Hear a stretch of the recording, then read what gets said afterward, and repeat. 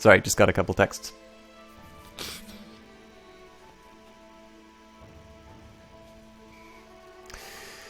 Okay,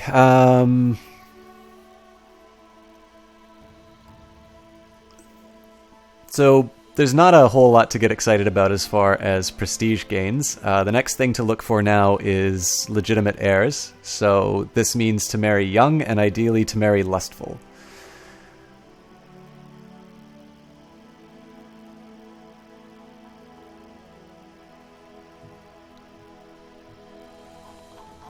Okay, I'm just kind of quickly scanning for the lustful trait. There doesn't seem to be a whole lot. So in this case here, let's see what... She's a courtier, so this is probably going to have too big of a hit on prestige. Again, this guy is potentially in line for the throne, so I don't want to hobble him for prestige too much.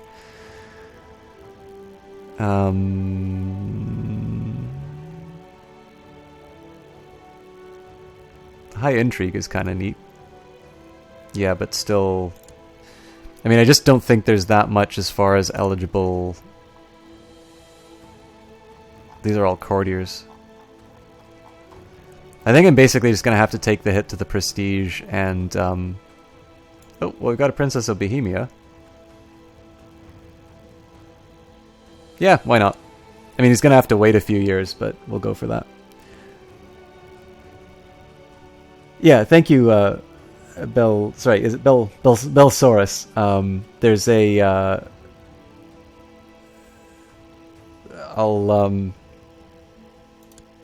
I think I can still bring this up. So it's not apparent when it's not highlighted, but basically there's a portrait here, and if I put the mouse over the flag, it right now says we get no alliance from the marriage. So it's pretty distinct when you can when it's active, but maybe not so much when an alliance doesn't come up. All right, I'm just going to let them pillage for a little while. Oh, Kids with Guardians. So, for those of you who've missed the previous episodes of How to Be a Good Parent, I am not releasing prisoners. Let's see what my options are for education. Again, it's a daughter, so not so much worried about her ability to take the throne. So in this case, we make a political move and we find who is going to be swayed from disliking me to liking me. Oops. I want to sort by opinion. So I'm not so much concerned about the people who have a negative 100 opinion of me. What I am concerned about are the people who have, let's say, a negative 20, because I can actually sway them to being people who like me from education. So she's Cathar, and I want to get rid of them. But she does have a very high stewardship. So I could play with fire.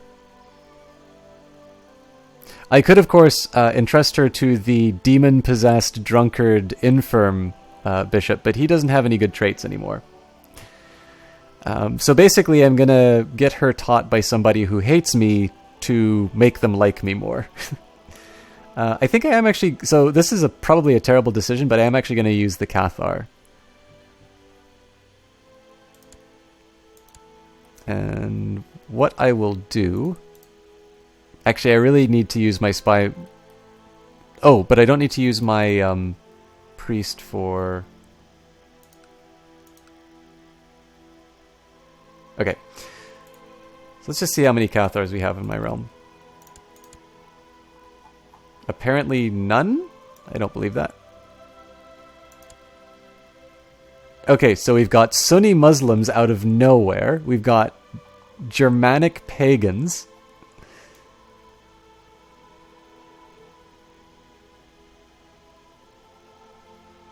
Good God. Okay, well, I'll deal with her first because she's educating my daughter. Apparently, we are a haven for all sorts of godlessness. Okay, Appleby Westmoreland, which I believe is here. So I'm just going to proselytize a little bit. My biggest concern is that I don't want somebody in my family to become a Cathar. Are you concerned about the fact that everybody hates me? Not really. I mean, not everybody hates me, but I've just sort of accepted that this is going to be This This is just going to be a state of affairs that I need to live with. So I'm a little bit more focused on the things that I need. So, for instance, I'm currently working on Duke Ranald the Wise, which I believe is... Wait. Yeah. So Duke Ranald currently has a negative 55 opinion of me. I think if I tried to... Yeah, if I tried to send... I don't have enough money to send him a gift. So right now I'm using my Chancellor to improve relations with him. Now this will do one of two things. One, it's going to, get over the fact that he doesn't like me. But number two, it's also going to give me the support that I need for High Crown Authority. It's pretty remote that I'm going to be able to get this in time, but I'm still at least going to make the effort. At least my wife isn't trying to poison.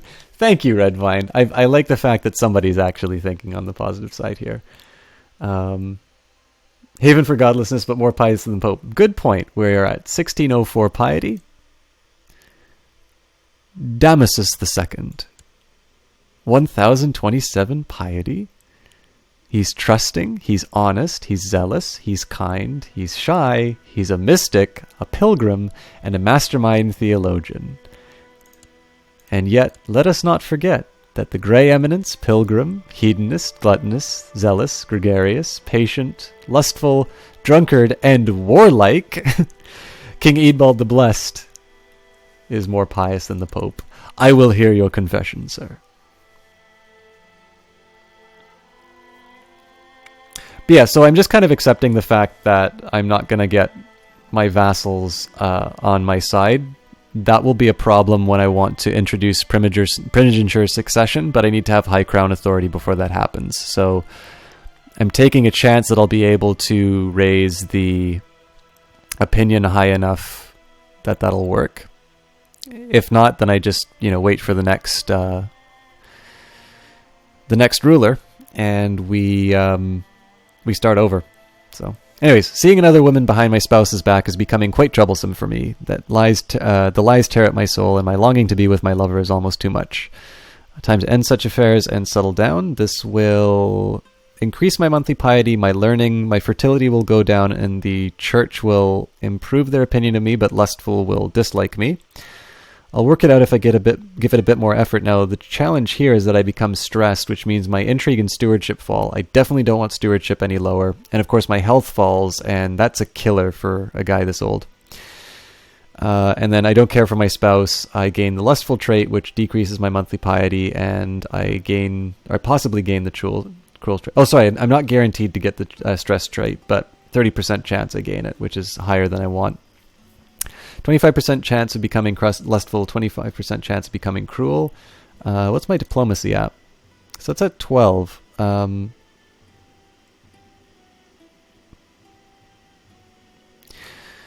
bonus piety is actually kind of nice.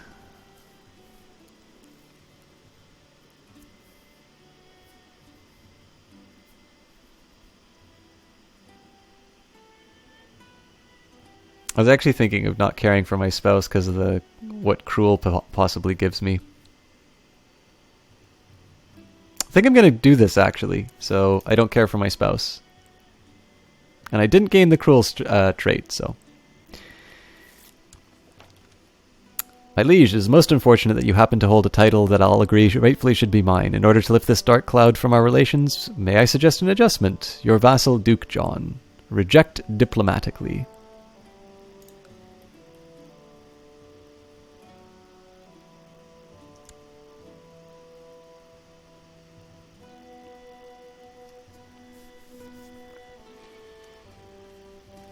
The forest is not big enough for barons. They demand hunting rights on church lands after chasing all the game to the church's side of the forest and having to stop the hunt unless they'd risk the anger of the church. You can say, it's not a big deal, let them hunt on church land, which means I lose 20 opinion from the Bishop of Halton, or stay on your side of the forest. And so it doesn't look like there's any negative effects for me telling them to stay on their side of the forest, so I'll improve relations that way.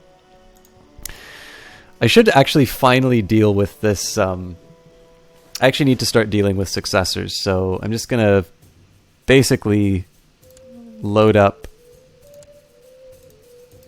the succession with... okay, so these are all in areas that don't have free investiture. Okay, so relations with the current guy blocking the High Crown Authority are... they're improving. I still don't think they're going to be done on time, but it's good to know. My liege, I am pleased to report that your errant subject, Elfrith, has converted to the Catholic faith. Praise the Blessed Virgin. So let me just make sure that's the person I'm thinking of.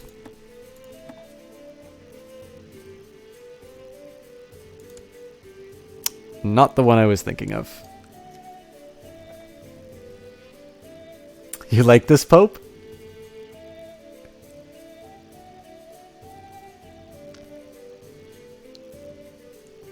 I prefer the lustful popes. Well, lustful and all the other bad traits, but...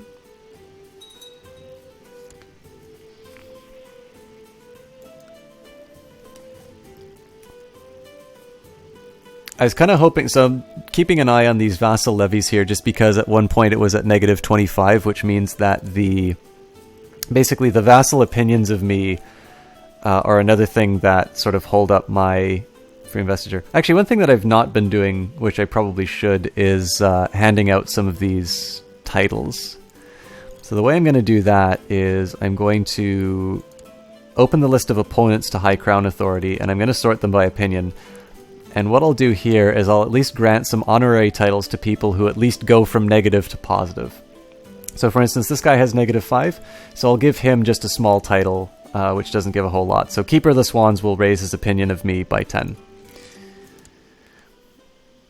Moina has -10, so in this case, bringing her to 0 isn't necessarily going to give me a whole lot, but what I can do here... Oh wait, she's a woman, so I can't give her anything. So in this case, there's nothing else I can really do with that. I could, like, appoint this guy designated regent or something like that, but that seems a little extreme.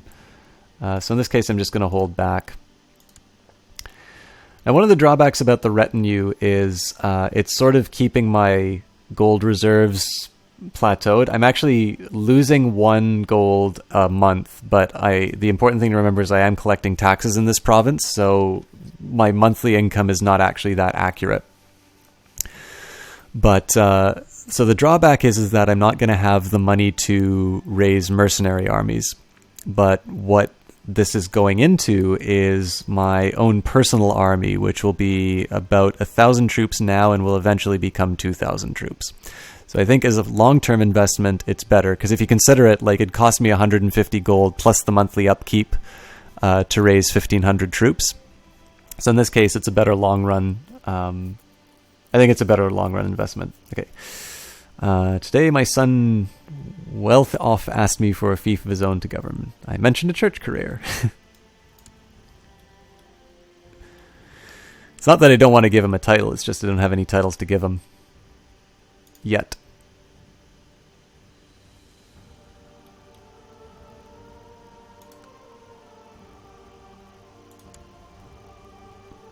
So Reynold is... he no longer hates me.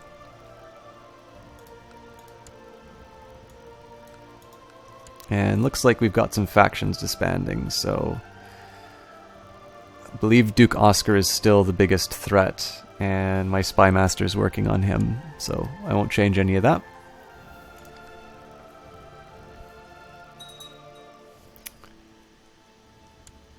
Alright, so it looks like some bishop just died, so I'll appoint a new successor. And basically I'm just looking for people with 100 opinion of me. I will actually put my son in there, just, again, the more blood you can have, the better. One thing I could do, like, this guy currently really likes the Pope. Actually, that doesn't make sense, because he was supposed to... I had appointed somebody else. Anyways, I mean, one thing I could do is try assassinating him, and Ulf should be able to take his place, and that tax revenue will be going towards me. The problem with that is he's 53 years old, so he could die, and he's ill. So I could put all that effort into doing an assassination, and then it turns out that he doesn't actually last that long. Do you start in a place of your choosing or at random? You do choose where you start. So we began in the county of Westmoreland. We only had this territory, and through various means we've expanded to own all the blue area. For instance, if you wanted to play a completely different perspective, you could play one of these Islamic empires, right? I mean, they've effectively taken over all of Spain. Castile normally is not just this. Castile is normally larger. So if you want to play, one of these caliphates, you can. If you'd like to play the Byzantine Empire, you can do that as well. Perhaps you don't want to be, maybe you don't want to play as the Kingdom of Italy, you want to play some duke or some count in Italy. You can do that as well. So the thing that's really neat about this game is that, unlike Europa Universalis, which is very much about, the nation state and kind of wanting to be very large and very powerful, it's actually simpler to manage things if you play as a single county. And so the objective of this game was actually to go from being a single count to ideally an emperor, and kind of seeing how far that I can go with this. Now, one thing that's also different, as CPO Williams pointed out, at the time you start, you decide. I should note that if you don't play Iron Man mode, which is what I'm currently playing, so like this one here, every decision that I make is permanent. If you don't play Iron Man mode, you can actually go into your save game and you can actually play another territory. So for whatever reason, if I wanted to say it's like, okay, easy as Scotland, I want to be England now. If it wasn't an Iron Man mode game, I could actually pick and play as England. So it's kind of neat that they do that, because you can gain different perspectives, although you don't gain achievements unless you play in anything but Iron Man mode. So if you wanted to start as big as possible, could you take the entire world? Possibly. That's not necessarily the goal of this game. I mean, in the end, the goal of this game is to raise as much prestige for yourself and your house as possible. But there are achievements. For instance, I believe if you play as the Byzantine Empire, there's an achievement for recreating the Roman Empire. The thing is that historically that's not what happened. So that's also the fun of it, right? Is to see whether or not you can take the reins of history and make things behave differently. There's also historical situations. So for instance, you can play William the Conqueror and try and take over England. Okay, Duke Reynold likes me even more. So currently likes 36, I don't believe is enough to be on side with High Crown Authority yet, but we're getting closer. Okay, so that bishop that... King Bishop just founded an independence faction, and the Duke Oscar faction has disbanded, so... I think I'm going to deal with this independence faction first.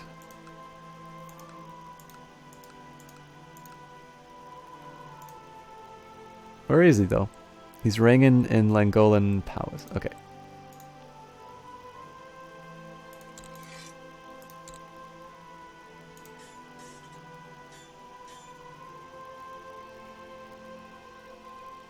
So if you start as early as possible and as big as possible, could you take... Oh, sorry, I read that already. History be damned, the world shall tremble. Because we're so concerned about history as Scotland slowly takes over England. Yeah, exactly. I mean, keep in mind, too, that I am not actually born as a Scotsman. I am an Anglo-Saxon, I believe. It should tell me what... Yeah. So in this case, it's Anglo-Saxon who took over Scotland and is now currently conquering England.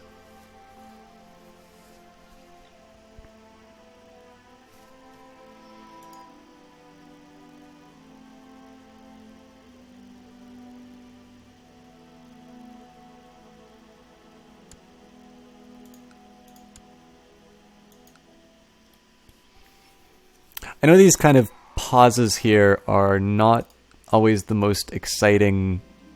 Italian Civil War to Lower Crown Authority has ended. The king has won. Nice. I know these kind of extended stretches here are not always the most compelling viewing. At this point here, I don't necessarily want to get into too many fights because I'm not that weak, but I'm not at a point where I really want to make a move on somebody yet. Orkney. Interesting. Still don't think I want to go to war for it, though. Redvine, you got to head out. Definitely learn some things and enjoy yourself. We're at it. Well, enjoying yourself is the most important thing. It's definitely getting late, and I thank you so much for stopping by. And, well, I mean, everybody for stopping by. But yeah, it's definitely getting late, so I'll try and get through this as much as I can. Thanks for stopping by, and hopefully we will have something a little bit different for you to watch when you stop by next time.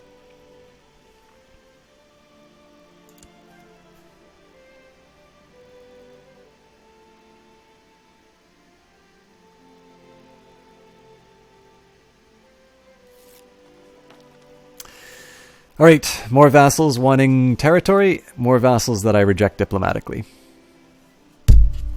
Oops. Okay, this is a good one. So that should raise his opinion by me by 30, which might actually be enough for him to approve the law that I want. So he's got 66 opinion. Still hasn't given his assent, though. So worst thing is either the king is going to die or he's going to die. Oh, hang on. Duke Reynold the Wise has approved the proposed High Crown Authority law in Scotland. Feast time? Not a bad idea, but I am actually losing more money than I'm gaining at the moment. So I want to hang on to that as much as I can while I build up my retinue, but I think that is a good idea after that. Okay, so we go back to our list of opponents, and it looks like Duchess Edith is the most likely candidate, so... And she's at negative 58, so this is going to take some convincing. Okay, so she's on the Isle of Man. Send my Chancellor, and I don't think I can bribe her. Well, for 25? It's really tempting, actually. I think I'll do it. This could just blow up in my face, because either one of these characters could die.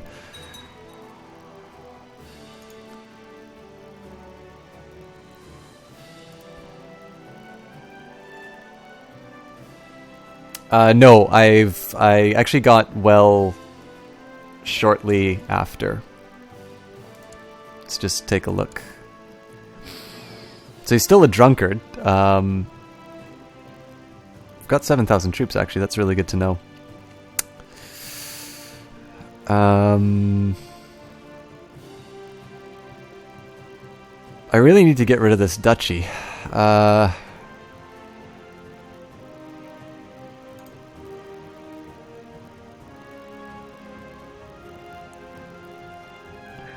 See, the problem is that even if I win over that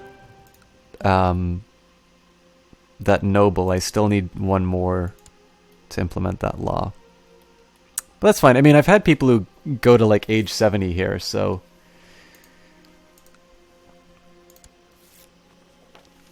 my liege, I'm pleased to report that your errant subject Judith has converted to the Catholic faith. Praise the Lord. Alright, so that had a nice side effect of eliminating the faction she was supporting. Ah, damn it! Yeah, so all that money I spent trying to convince my vassals is wasted. But at least I've got 415 gold. So we've got a new heir. If your character dies, you will play as Prince Senfus of Scotland. No longer Chancellor. King Eadbald II has given up the ghost at age 65. He died a natural death. Long live King Siggeir. Alright, so let's take a look at where we are. I used to give kind of these eulogies, but in this case there wasn't. I mean, there's stuff that happened, but I think we'll look at the numeric values. So prestige is 520. I believe it was like 414 when Eadbald II inherited the throne, so House of Rose is still growing. We're now at an even 20,000 prestige. This game ends in, I think, like 1450 or something like that, so we basically got another 400 years to build up our... the prestige of the family. He's got a fairly healthy endowment of his own prestige and piety, so 959 prestige, 457 piety. I have a small concern about his demesne size because I've actually inherited some of the territories that he has on his own, so there'll be a chance here for us to it's kind of going to be a chance for us to divide up the kingdom in a way that we want.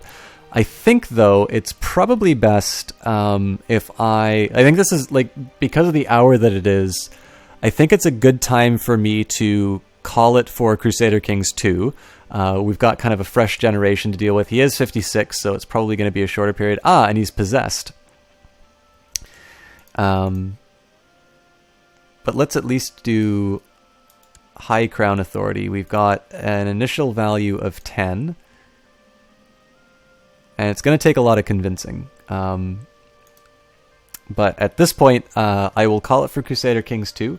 I'm going to head back to the main menu. I'll actually save first. It'll automatically save anyway. And I am not going to finish the stream yet. I think we'll get a little bit of Shadowrun Dragonfall in. I'm not married to that idea, so if anybody has something that they would like to see, feel free to send a message inside the chat. But what I will do is I will take my last break of the night a little bit, I'll say late, or potentially early if I just say I skipped the 4-hour break. But what I'm going to do is I'm just going to get up, take a little bit of a stretch, maybe grab a coffee or something like that to keep me aware. And if you guys have something that you'd like to see that isn't Shadowrun Dragonfall, feel free. Oh, you'd like to see FTL? I did FTL recently. I am a little partial to Dragonfall, but if anybody has any opinions between FTL and Dragonfall, let me know in the chat, and I will, again, as always, I'll sort of hold my, I'll hold the right of, oh, I really can't head to, apparently I can't head to the menu. Alright. Well, I'll quit then. But yeah, voice your opinions in terms of what you'd like to see, either between FTL, Dragonfall, or something else. When I get back, I'll decide between them. Obviously, I'll take an overwhelming majority towards one. You don't know what else I stream? Yeah, I think there's a small list down below. It's definitely not comprehensive. But I've definitely got some stuff that I can put on. But in the meantime, I am just going to take a little bit of a break just to, get up and stretch. Obviously, I encourage you guys to do the same as always. And just want to kind of clear my head. I've been sitting and talking for a while, so just want to get on top of, basically just get back to a point where I'm a little bit more, for lack of a better term, articulate. I will leave you with some music. Let's see what I've got here. Trying to find something not too controversial. Oh, okay, here we do. Let's put on some Risk of Rain. So I'll see you guys in a couple minutes, no more than 3.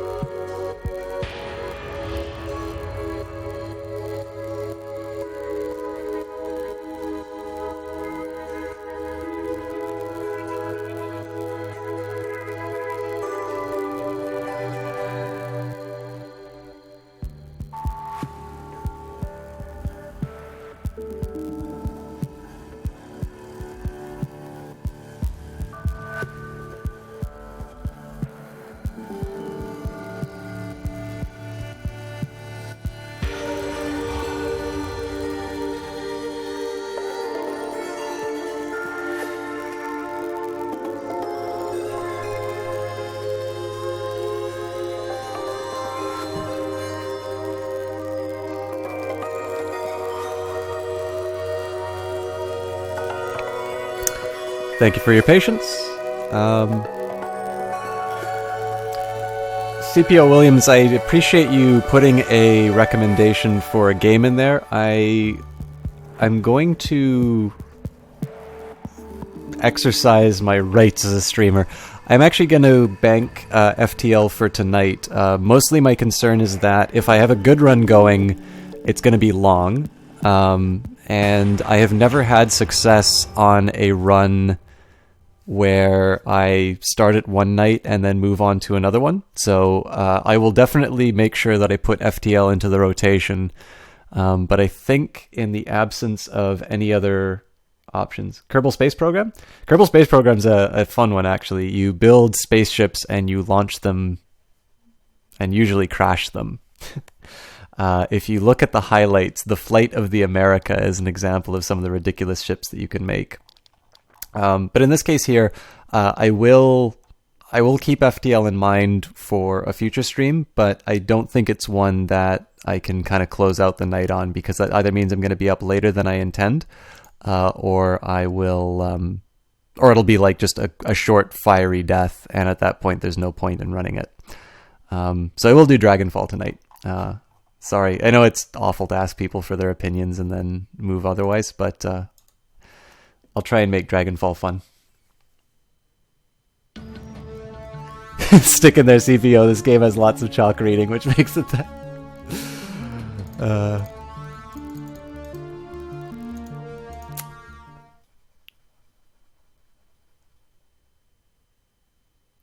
All right. So I hope that was loading the game. The Kreutz Bazaar. Your team makes its way to the nearest U-Bahn station. 20 minutes later, you're on a return trip to the Kreutz Bazaar, leaving the filth of drunken kids. Oh, hang on. I should be... No, this is actually the right location. So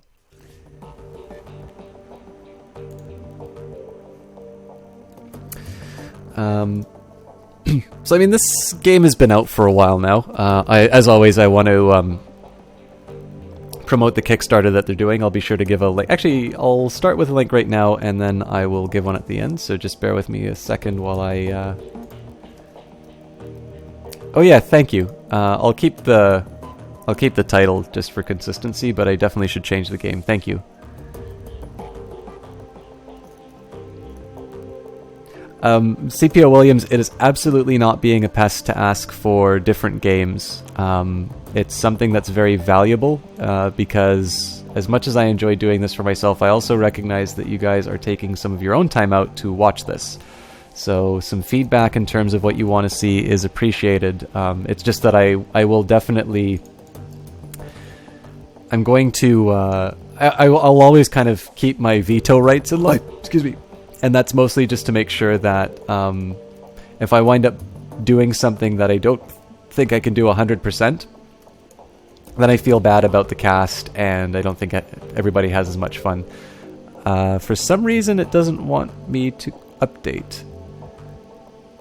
If you guys can give me a second here, I'm just going to take a moment to reset my dashboard and see if I can update the game title. This means I'm not going to be able to see anything that's written in there, so Endor's suggestion that I change the title in the game is the last bit of chat that I can see, and I'll let you know when I'm able to read chat again. I appreciate that this black screen is not the most compelling viewing, but unfortunately the game does not distinguish between my my mouse moving for... The game doesn't distinguish between my mouse movements to find the Kickstarter and update my dashboard and mouse movements within the game. So I'll get this updated as soon as I can.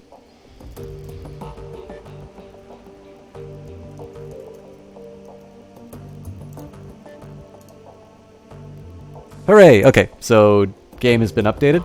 I can read chat again as well, so for those of you who have some pressing issues that they want to send to me, feel free to speak them now.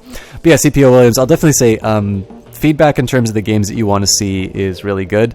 I try not to focus too much on viewer numbers, but I do definitely take them as an indication in terms of the games that people want to see. And I try to tailor things accordingly. But most of all, if you just speak about what you'd like to see, even if I don't play it on the day, being able to see to see what people have interest in is something that I consider to be very valuable. Endors, you come through again. Here's the one without reference for category, but yeah, that's the Kickstarter. So I do want to take a minute and just talk about the way that they are conducting the Kickstarter, because I think it's a fantastic model about how to match the priorities of those two groups. There's been a lot of early access that has not lived up to its promise. They're in constant development, and they're never actually going to make the games. Shadowrun Returns was a Kickstarter project, a successful one, and they're coming back to Kickstarter again for money. But the way that they're doing it is that the new Shadowrun game, Shadowrun Hong Kong, is already budgeted. And the reason that they're doing a Kickstarter is basically saying, developers are always going to have more ideas than they can afford in their budget. And so the Kickstarter is specifically designed to enhance the game that they're already making. So the idea is if the Kickstarter failed, you'd still get Shadowrun Hong Kong. But this is an opportunity for people to say, I want to buy an early copy of this, and knowing that I'm buying an early copy, the money that I'm spending on it is actually going towards making an even better game. Which I think is a really fantastic way of doing it. It basically means that the developer still has their financial incentive to make a good game, right? Because they've already put the money into the developing Shadowrun Hong Kong. But they are able to leverage the fact that people are sort of buying these Kickstarters, and there's a degree of certainty that this game is going to happen, seeing as they've already budgeted it. So they're basically, instead of it just being like a pre-order, this is effectively what people are doing. But the pre-order is not just directly translating into revenue for Harebrained Schemes, it's actually revenue that's going into the development of the game. So I think it's a really nice way of going to the community saying, let us know exactly what game that you want, and it's not just an opinion that you're giving us, you're actually supporting us through dollars to show us exactly how much you want this game. So I think it's oh, great, thank you for letting me know.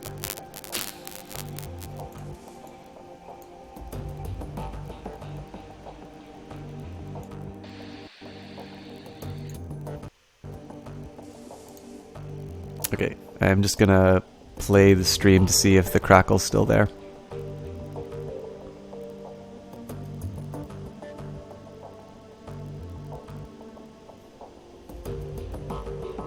I'll at least give you something to look at. Okay, I don't seem to be able to hear... Okay, I'm just gonna play the stream to see if the crackle's still there. Okay, so I'm not hearing a crackle. If it's still a problem, please let me know. Okay, awesome. But yeah, so basically, obviously if Shadowrun's not your kind of game, I can't tell you to go and support it. But I think I wanted to take what's now more than a minute to talk about the way Harebrained Schemes is doing it, just because I think it's absolutely the right way to make sure that we continue to have consumer-friendly practices in terms of the way that games are being developed, but making sure that smaller studios are able to make the games that we want to see. With that in mind, let's continue on with Dragonfall.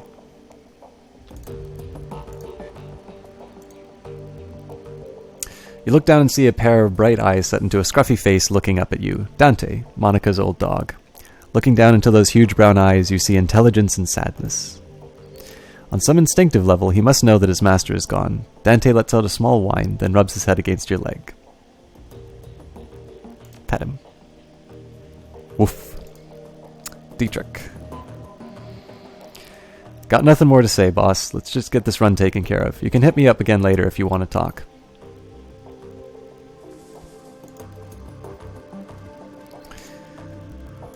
Tiger.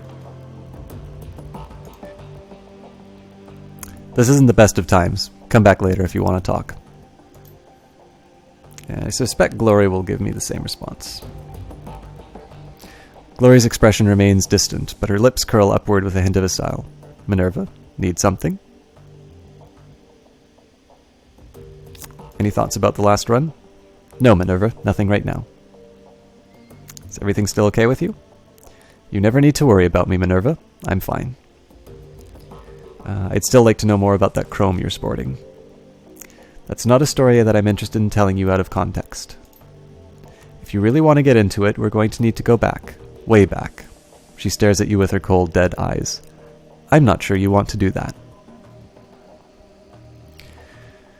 You say that you'll give me answers when we talk about the past, so let's talk about it. Why do you care? There's no hostility in her voice. If anything, she sounds suspicious.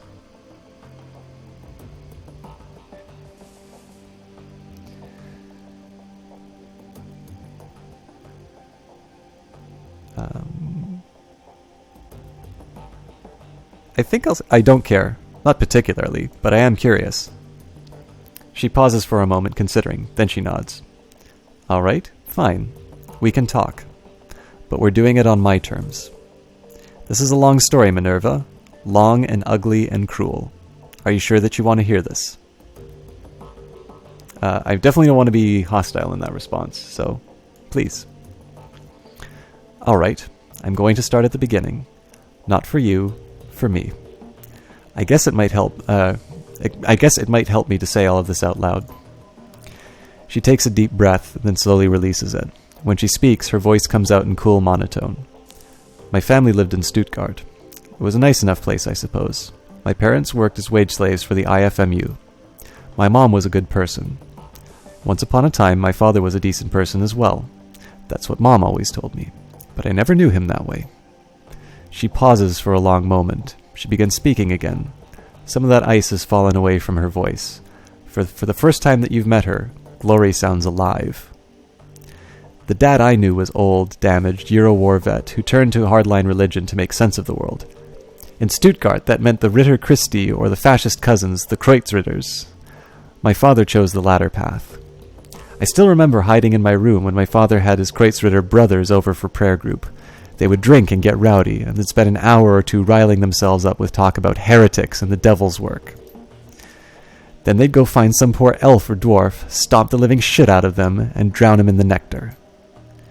Meanwhile, I'd be holed up at home with Mom, who would commemorate the event by drinking a bottle of wine and crying herself to sleep.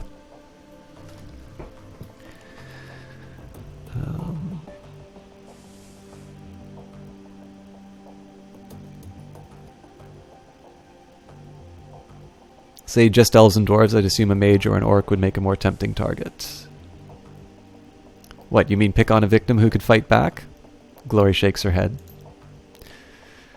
No, my father and his pack of jackals weren't up for that kind of trouble.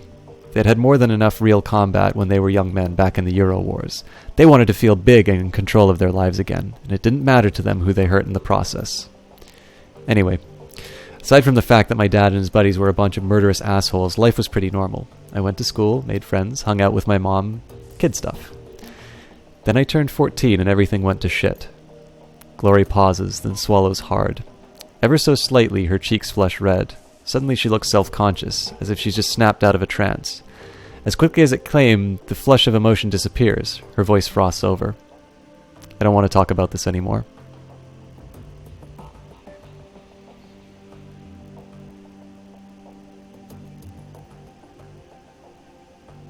I'll say you don't need to say anything you don't want to, but if you ever want to talk, you know where to find me. Thank you for understanding. Glory stares at you through cold, dead eyes. Now let's get back to the job at hand, shall we? So as far as this character's concerned, I made the mistake when talking with Iger in terms of taking the more assertive route, throwing my weight around as the commander. But it's very clear that with Glory, it's somebody who needs to be worked on piece by piece. That's why I didn't necessarily want to force the response. But the fact that she's opening up suggests that with a little prodding each time, I'll get to know more of this story. Your workstation and mission computer, the command center for the team's operations, and your last link to the memory of Monica Schaefer. Her thoughts and words live in this machine. At times, it's easy to forget that she's gone. So I'll check for messages, jobs directory.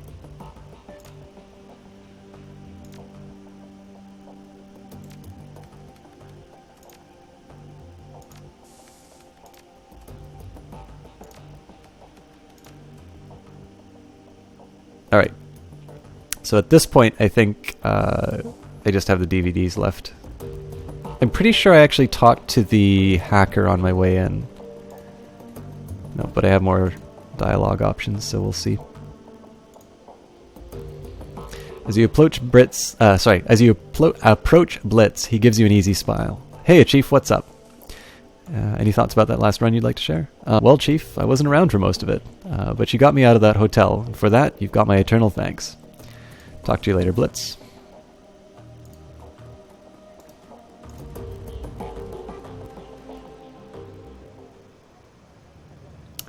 Did I design my character? I used the default for the Decker, and then I chose the visuals in that. So yeah, it was... other than the fact that I used a couple of basic templates in terms of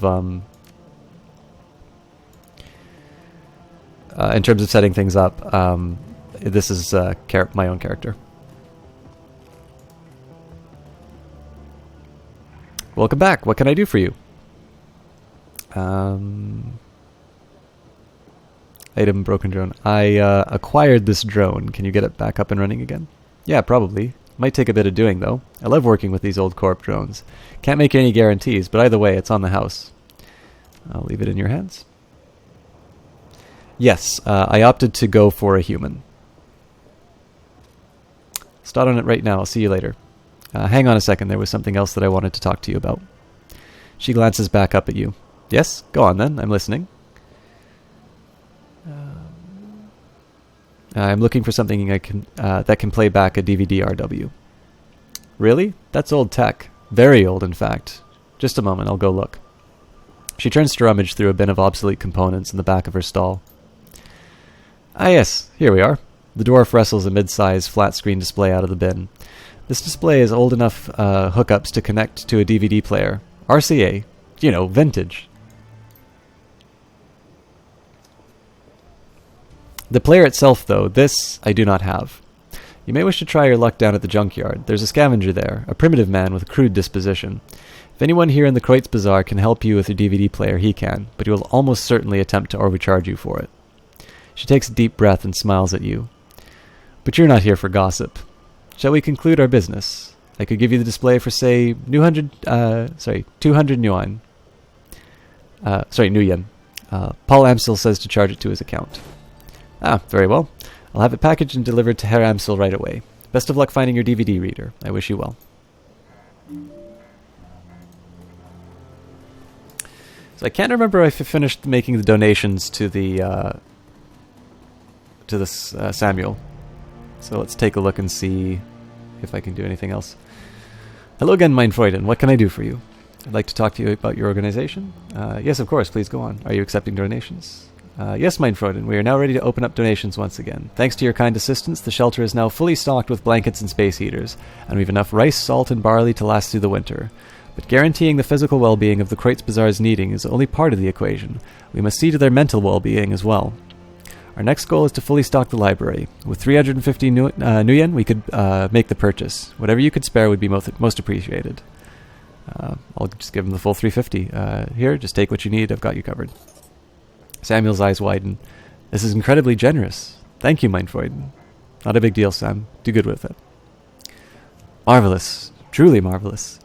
With his contributions, we have reached our second goal. We'll put this money to use stocking the library with a full range of literature, philosophy, poetry, and training manuals.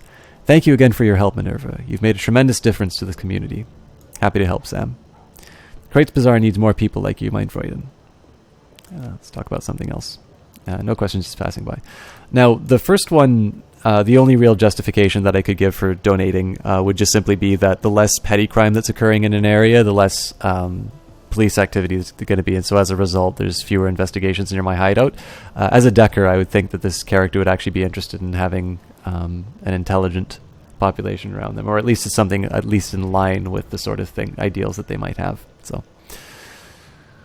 Lane, the old troll putters about, his artificial joints complaining loudly. He seems heavier today than when you first met. He takes your approach as a reason to seat himself and rest. I understand they put you in charge of Monica's outfit. Looks like we're both carrying heavy burdens. Ha! I suppose so. We'll see which gives out first, your will or my plastic knees. You need something from me? How are people handling the loss of Monica? I think most are still in shock, but just you wait. That'll pass, and then the panic sets in. Few folks with any real discipline around here. Monica kept them calm by keeping them safe. Now that she's gone, they're going to start realizing what a heap of misery this blasted city can be. So that actually gives us another reason to support this organization. What about you? How are you feeling? Exhausted by the prospect of change. Damned F-state. Really doesn't matter that much to me, but to the rest it's going to be a different story. Monokep kept this place in one piece. She read the flux like the bird reads the wind, or a fish reads the current. Without her, there's no telling what's going to happen. Anything else you want to jaw about? I'd like to hear a little more about you. Let me guess. You want to know how I lost the legs. If you're offering. Might as well hear it from me rather than one of the addle-brained kids running about. Lost the legs during the first Euro War. You must know, in a bombing. Or sorry, if you must know, in a bombing. You need something else from me? Nope, didn't mean to bother you. Just meant to pry into your personal life. I don't know how much money I... Oh, actually I can spend karma. So I'd be most interested in upgrading my intelligence if I can. And indeed I can. Can't do much about my decking though, so I can either wait. What would that give me? Increases my chance to hit enemies by 20%. Interesting. The other one I would consider would be my ranged combat. I think I'm going to specialize in decking those, so I'll max that out before I consider anything else. I've got 985 new yen, so there's not a whole lot that I can buy that I want right now. So in this case, I'm just going to head towards the junkyard.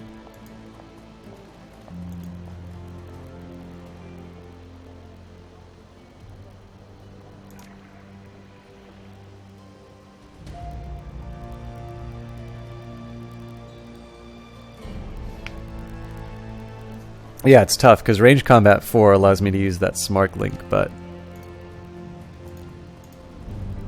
I think I'll go for specializations. Shrotty. A stout old man looks up from whatever old tech he's tinkering with to squint at you through thick, old-fashioned glasses. He pushes them up with an oil-stained finger as he straightens up to nod at you.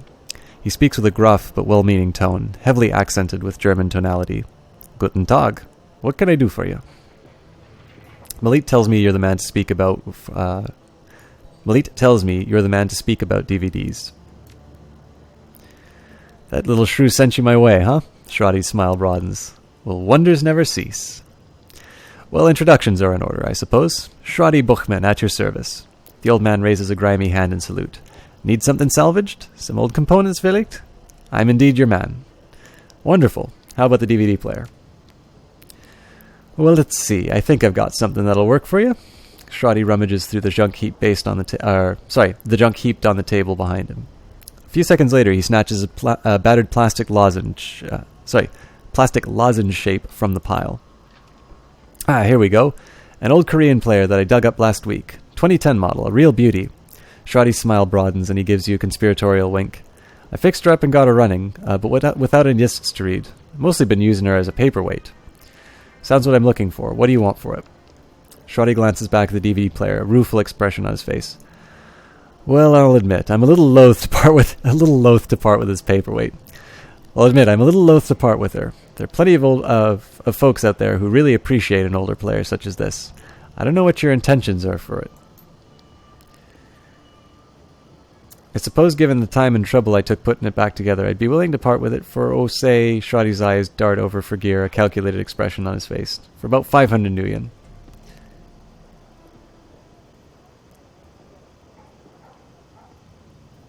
So I imagine if I say, that's ridiculous, I could buy a new Trivid player for that, he's just going to say, well, you want it. But I was going to say, I'll claim that I'm short on cash, because as far as negotiating is concerned, he's more likely to believe that.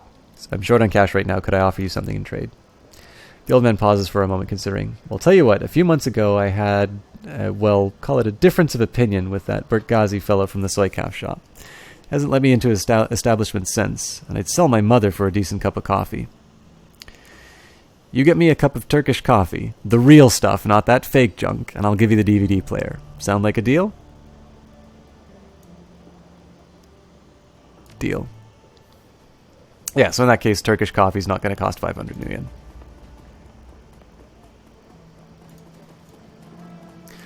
CPO Williams, to your previous question about races and things like that, one of the reasons why I chose a human for a Decker is there's no race which has an intelligence advantage, although the orcs and trolls have a penalty to intelligence. So the reason I chose a human was they have more karma to start off with for starting skills because they don't have any racial bonuses, and as a result, like this, I consider a Decker to be more of a skill-based kind of a hero, and so I wanted to take that advantage. But I think as far as role-playing are concerned, definitely, like if you wanted to play the tabletop role-playing game, some of the most interesting characters are ones who sort of break conventions.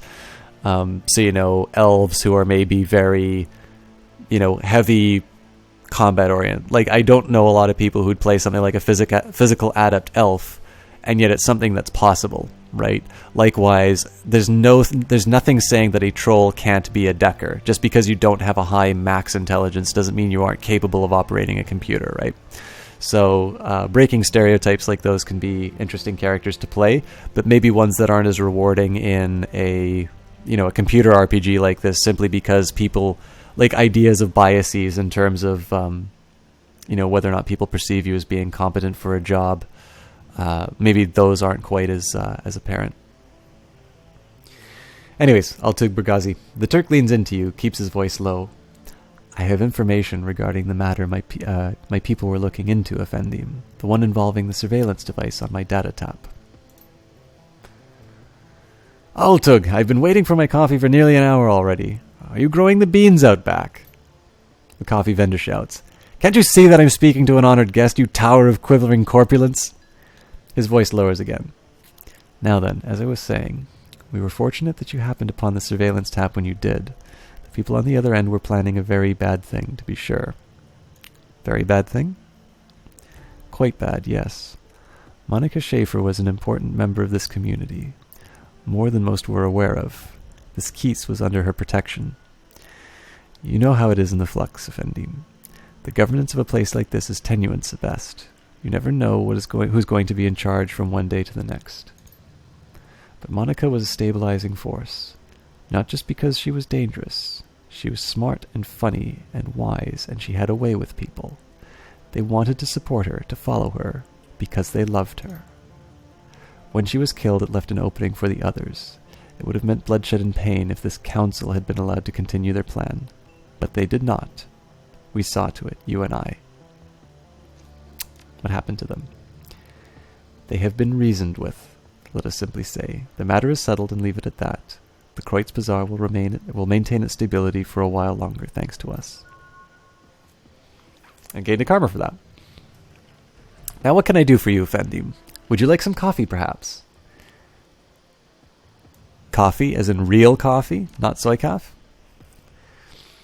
Yes, for individuals of refined taste, I offer genuine bean coffee from my native Turkey. The cafe owner looks you in the eye. The tone of his voice grows low and serious. This is a top shelf item, my friend. Not for the general public. Only for those few discerning connoisseurs who can properly appreciate it. I think I'm the sort who can appreciate it. Tell me about the Turkish coffee.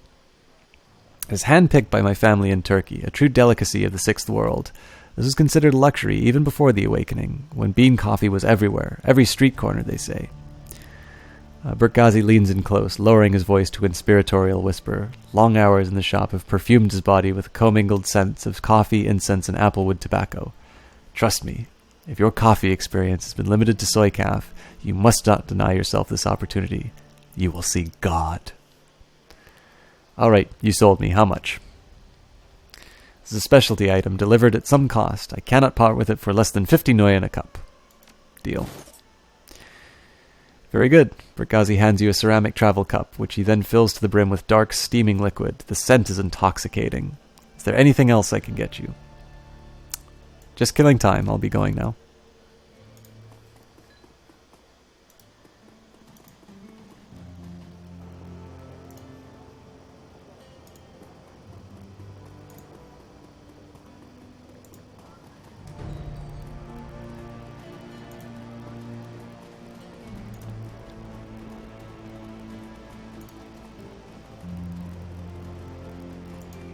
So, not a bad deal to get the DVD player at 1/10 of its price.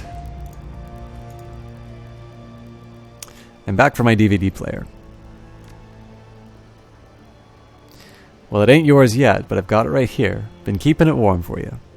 Now, you got my coffee, or do you have 500 nuyen? Hand him the coffee. I got the coffee for you. Ah, thank you.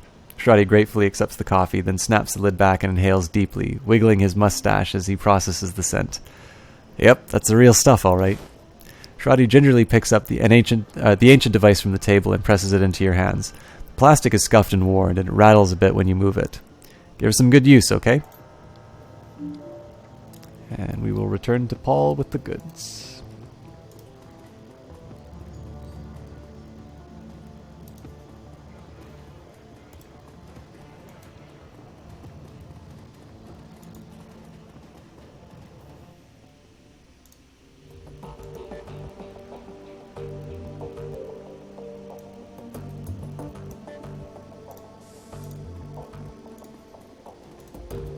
So my hacker's gone.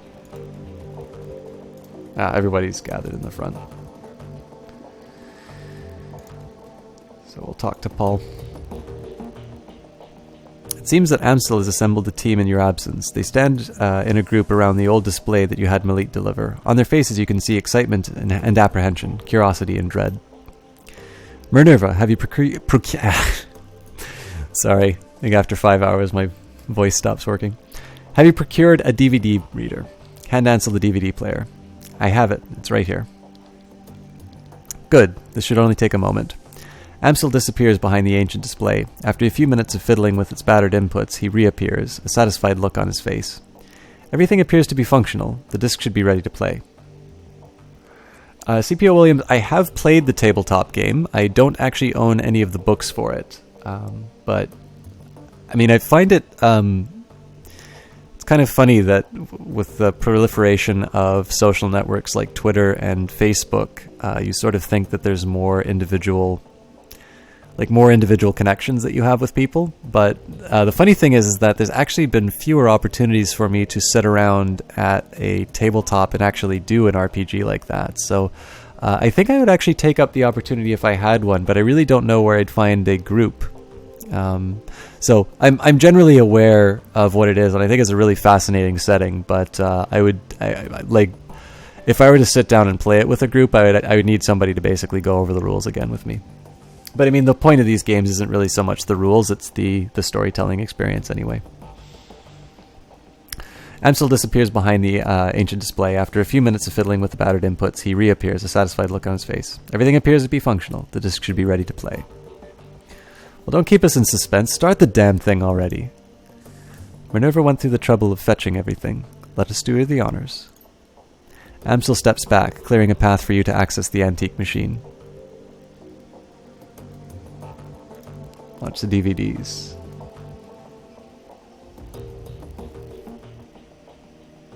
Oh, sorry, CPO Williams. I think I misinterpreted your question. That probably wasn't just limited to Shadowrun. The same principle applies. There are a few tabletop games that I really enjoy. I've had more success with my friends playing Arkham Horror by Fantasy Flight Games, and I did actually kickstart the Cthulhu Wars game. You have lots of friends who play via Skype on the Roll20 website. That's a really interesting idea, actually. I've never thought about online role-playing that way. I mean, there is definitely something to be said for actually being in a physical location with people. But yeah, I shouldn't limit the discussion just to Shadowrun. I now have Cthulhu Wars. They finally delivered. I'm kind of disappointed with the way they managed that Kickstarter. They gave like a lot of garbage for the thing's over a year late, and their updates were constantly filled with garbage. But I have it now. Some of the models I think could have a slightly better quality, but I don't know. Like that's what the price that you pay with Kickstarters, right? Is that you need to be careful that people are actually able to fulfill the promises that they gave you. So, oh hey Krunkalunka, I didn't notice that you were in. Yeah, I'm gonna have to check out Roll20 then. I have a suspicion I wouldn't do anything with that until school is finished, but something worth checking out because I think there's There's definitely something about being with a team of people who can think on their feet in terms of telling a story like this. So, anyway, a soft whirring sound fills the air as the ancient DVD player spins the disc up to speed. The scratched LED display comes to life. The menu fills the screen. Play track 1. The screen goes black. A cheerful digital charming sound spills out of the display speaker. Digital chiming sound spills out of the display speaker. A crackle of static fills the air, coupled with shrill electronic whine. After a few moments, the display goes live, and a disheveled-looking man appears on the screen. His eyes glitter with excitement. The timestamp on the screen is 2034-9-15. Hermie, I think we found her. After all this time, Ferschwing, I knew that she wasn't dead. His speech is jittery. You can hear the urgency in his voice. She survived the Dragonfall, just as I've always said. I knew it. I knew I was right. The screen explodes into static, and the electronic whine in the background sharpens to a needle-like pulse with a high-pitched sound. Somewhere in the background, Dante lets out a low whimper. I believe Voltaire is supposed to... I think he might have actually been the one who developed the weapon that took down the Firewing. The screen clears, and the excited face is closer to the screen than it was before. The words spill out of him in breathless tide. Taking a team into the SOX to retrieve her, the radiation be damned. We must take the appropriate precautions, of course, but we must go. Hermie, I think the body may be nearby as well. Somehow she has survived for all this time. The screen explodes into static again, then clears. The figure flickers across the screen. May not be back for some time. Look after her, Mom, okay? I worry about her. And Hermie, stay safe out there. I know that things are heating up in Berlin, and I know you. Student protest, civil uprising. You'll be in the middle of it, I'm sure. Just stay safe, all right? And I'll do my best to do the same. I don't know what's going to happen when I step into the SOX, but I know one thing. If the Firewing is still a danger, I will put an end to her, once and for all. The display goes black, and then the background whine fades away. A moment later, you find yourself deposited back at the menu screen. Yeah, CPOMs, I really like Arkham Horror 2. The one thing I'll say is... I think the thing I like the most about it with the first few games that I played is they do this really wonderful job of capturing the experience of an H.P. Lovecraft story, which is you have just enough hope to think that you're going to win. But a lot of times I played for the first time with a bunch of people, we've wound up losing. So I like the fact that it's a game that lets you fail, but does so in a way that you actually feel like you have a chance right up until the final moments. Play track 2. Screen goes black for a moment, then a figure appears on the screen. Your late client, Green Winters. His elbow is planted on the table he's seated at, and his chin rests on his palm. The other hand is wrapped around a bottle of cheap whiskey. The timestamp on the video reads 2053-12-25. Found the message Adrian left me all those years ago. Got it cleaned up as best I could. Strange hearing his voice again. He pauses to take a long pull from the bottle. It's good to hear him, even if he did insist calling me Hermie. Dr. Adrian Voltaire, the hero of the people, the Dragon Slayer, my brother. He grimaces and rubs his eyes. Hard to believe it's been almost 20 years. Alright, so I'm going to start recording these DVDs again, for me, for Adrian. Forever might wind up watching him.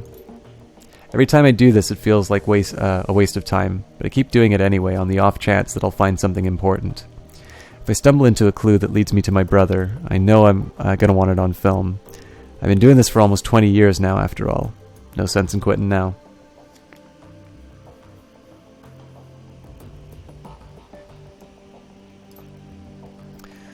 Christ, 20 years. All this time and still no leads, even with all my contacts and my resources. Takes another long swallow of cheap liquor. Even with my legendary bull-headedness, I've made no progress at all. I haven't turned up a single goddamn thing. You want to hear something funny? Closest I've gotten to a clue is a rumor. Apparently a team emerged from the SOX a while back. Nobody's clear on the date, but, and get this, he leans into the camera with a conspiratorial wink. Supposedly, they vanished without a trace. He upends the bottle, drinks it, slams it back down to the table. His eyes are rimmed with red. Not much of a rumor, considering. I already know that you're gone, big brother. I will live with that every day. Abruptly, Winters leans forward and reaches for something off-screen. The display goes black. A few seconds later, the main menu returns. I actually haven't heard of Betrayal at the House on the Hill, but I'll take a look. I'll look it up at the end of the broadcast. Play track 3. There's a grinding sound from the DVD tray, and Greenwinter's image appears on the screen. There's an eager look in his face. The timestamp on the video reads 2054-10-12. Stumbled upon this archival footage of Fairschwing's original attack, months before the Dragonfall. Easy to forget how devastating it was. Adrian saved a lot of people by bringing her down. I've got the footage all queued up to play. Starting it now. Additional comments to follow. The slow whir of the DVD player shifts to high-pitched whine. A distorted, wavering image blooms into being on the screen. The timestamp in the upper right corner of the screen marks the date, July 6th, 2012. That is cool. It's difficult to make out what you're seeing at first. The scene is very dark and smoky, and the telltale flashes of emergency vehicle lights flicker on the periphery of the screen. The camera pushes in, and you can make out 2 figures standing in the ruined landscape. All at once, the sound cuts in.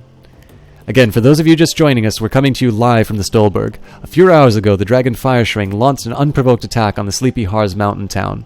You can see the results behind me. Fire, ashes, and blood. We are joined tonight by a survivor of the latest and most horrifying attack. The reporter turns to face a pale man standing behind him. Sir, I understand that you've been through a terrible ordeal. Thank you for taking the time to speak to us tonight. The camera switches focus to a middle-aged man with a haunted look in his eyes. He stammers out a reply.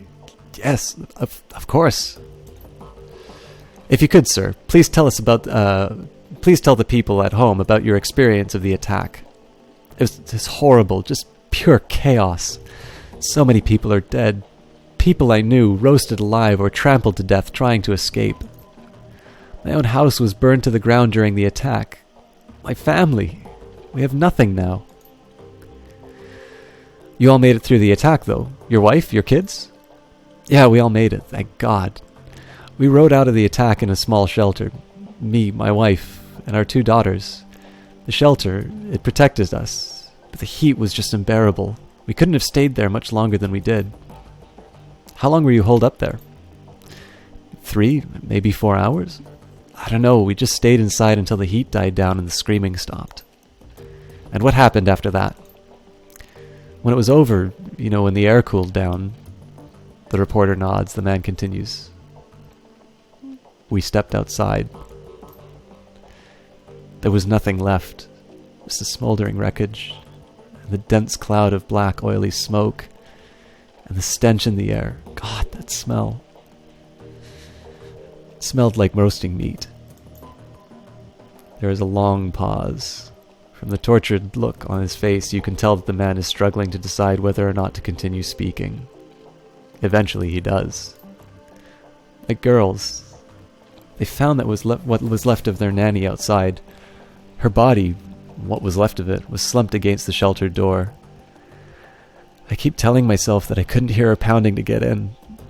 But that isn't true, I could. I just couldn't bring myself to open that door. I couldn't risk my family like that. Not for her, not for anyone. Thank you, sir. Thank you for taking the time to speak with us. Yeah. Here, an absolutely chilling account of tonight's attack. Again, the town of Stolberg has been reduced to ash, another victim of the Firewing. Stay with us for a more up-to-date minute reporting on Fairschwing's reign of terror. Greenwinter's face reappears on the screen. Okay, it's time for a new approach. Adrian's a complete dead end. That's pretty much clear now, so I'm going to do some digging on Fairschwing instead. Let's see where this goes. The screen abruptly grows... I'm sorry, guys. The screen abruptly goes black as the video cuts off. A few moments later, you find yourself returned to the menu screen. Play track 4. The DVD player ramps up to speed, filling the air with a small whirring sound. Greenwinter's image appears on the screen. The timestamp on the video reads 2054-1031. Well, that was a bust. Little progress on Fireschwing either. He shakes his head. I don't know, it's weird. The information is there, it's just wrong somehow. It's too well laid out, too simple. Real life is messy. This feels just a little too neat. It's not the only thing that's nagging at me. I'm getting that tingly feeling all up and down the back of my neck again. It feels like I'm being tracked. I'm no Matrix hotshot like Clockwork or Schaefer, but I'm good enough to know when someone's on my scent. Gotta install some new security measures. Can't be too careful. Winter's image disappears. The display goes black. A few seconds later, the main menu returns. Play track 5. The display goes blank for a moment, then the face of Green Winters winks onto the screen. He's seated at a computer. Off to his left, an enormous monitor fills the screen. His voice carries an edge of panic. The timestamp on the video reads 2054-1109. Christ, I am getting close to something. There's a trail of bodies, and there have been disappearances. Gearbox, Martian, Peregrine, they've all disappeared within the past few days. Gearbox just went AWOL yesterday, and they were all making the same sorts of inquiries about the firing that I've been. There are ghost stories spreading around about the Decker community, stories about Deckers disappearing, and then showing up again later, but wrong somehow. Scary stuff, and I'm starting to think that it's true. Blitz leans in to whisper to you. I know the stories he's talking about, Chief. Never really put much stock into them until now.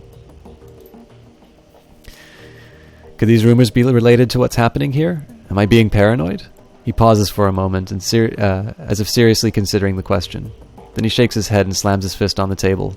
No, I don't think so. Something big is happening here, and I'm right in the middle of it. Iger cuts in. That's a bit of a leap.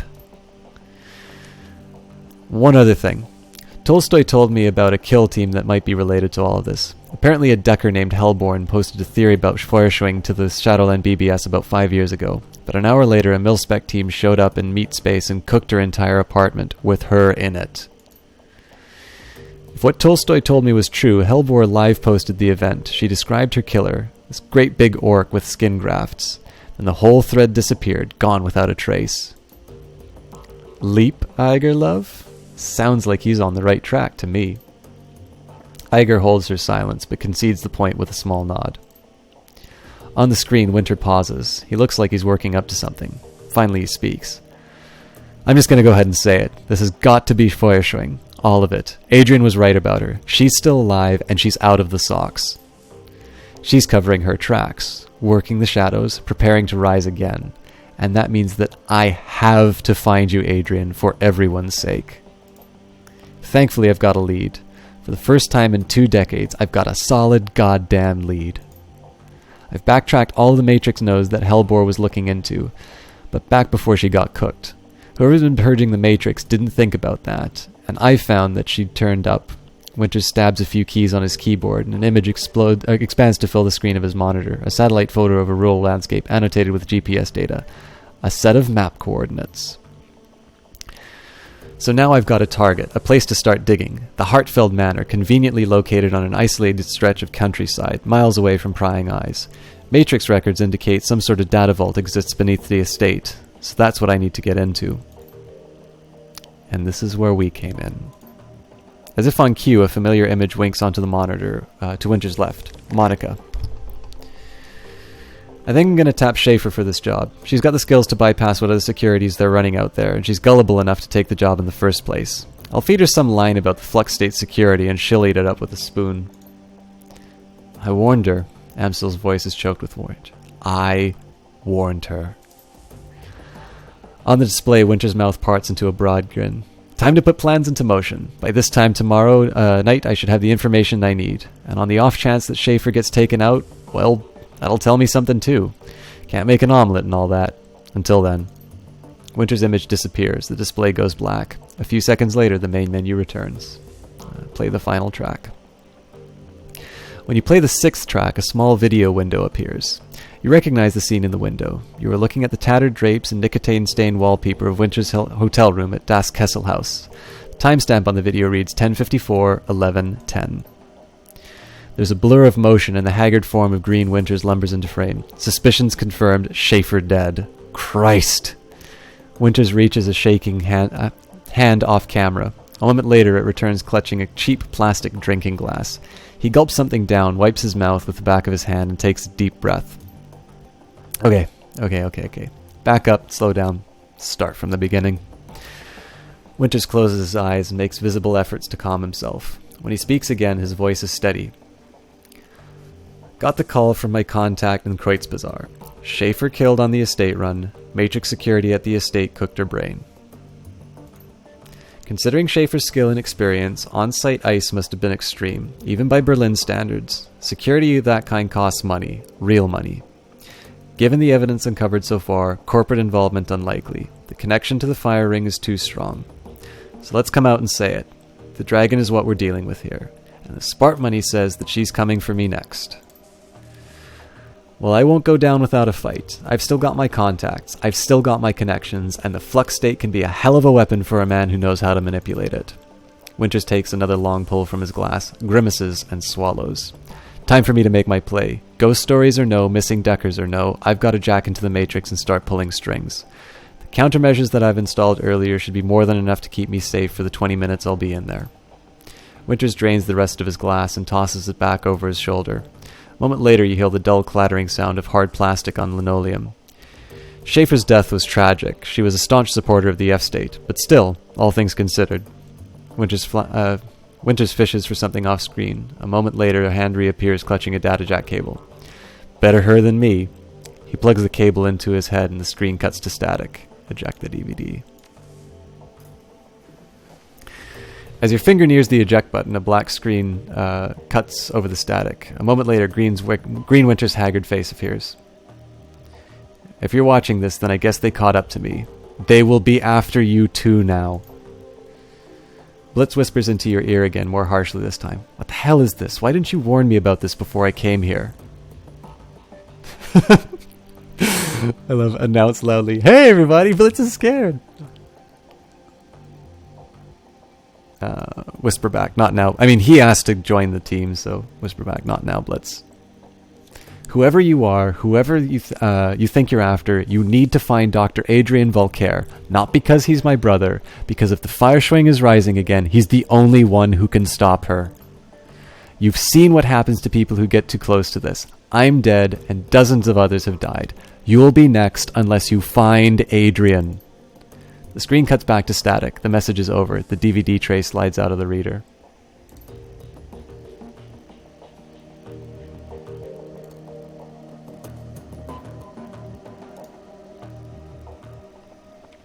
The room goes quiet as everyone struggles to process what they've just seen on the DVD.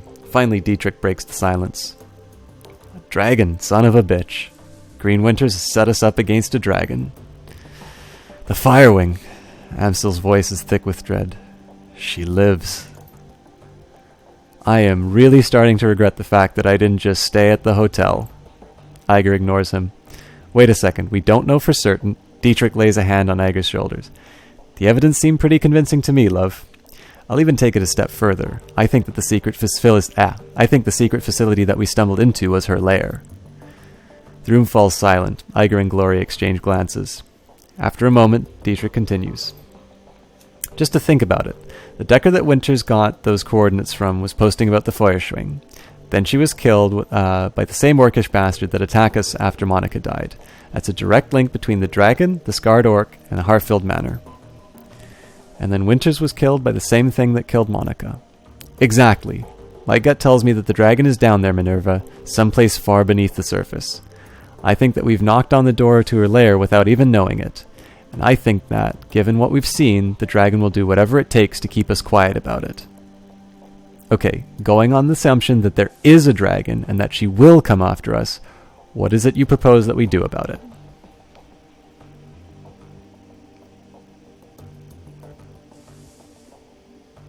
I do not like the idea of going and attacking the dragon, so I'll tell you what we're going to do. We're going to follow Winter's advice. We're going to find Volker.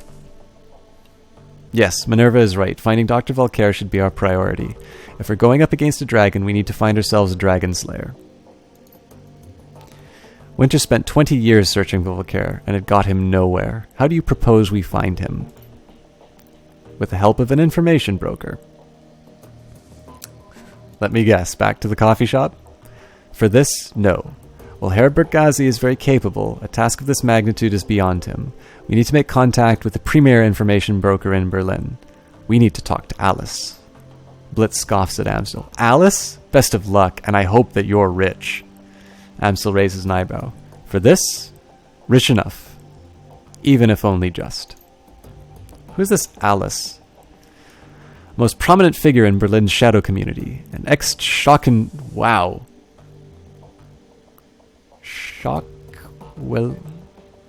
Schockwillenreiter. She provides information retrieval services for the F-State. Amstel turns the computer console behind him and runs his fingers over a virtual keyboard. The machine begins to hum. If Winters was right, if Voltaire is still alive, she can help us find him.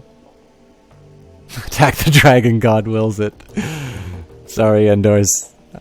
I'm going to get a Sigrid first. Gonsul spits out a stick of black plastic. Amstel plucks from the computer and hands it to you. Here, your key to speak with Alice. A cred stick? Amstel nods. An encoded cred stick, yes. 10,000 Nguyen. Alice will not show her face for less. This represents my last of my personal savings, Minerva. Make this meeting count. Where do I need to go? Take the U-Bahn to Altstadt Spandau. There you will find a connecting tube that the locals refer to as the rabbit hole. You will find a method of contacting Alice there. Don't call it that in front of her, though. Word on the street is she hates it. Please hurry. While you're out, I will work on acquiring new contracts for the team. Alice is the best there is at what she does, and her services carry a price tag to match.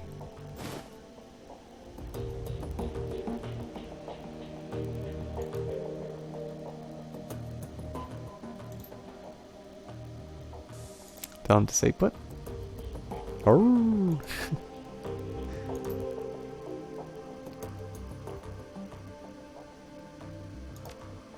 Sit. He sits. Play dead. Seems that he doesn't know that one. I'll bet him.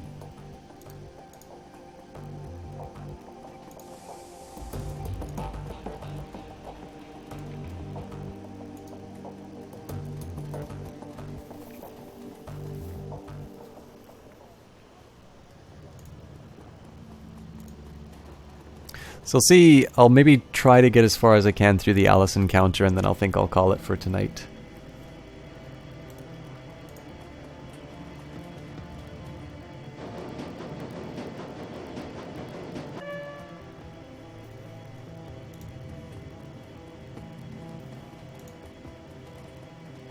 Arcade machine. Oh, hang on. No, no, don't use it! Step away. Something to pick up.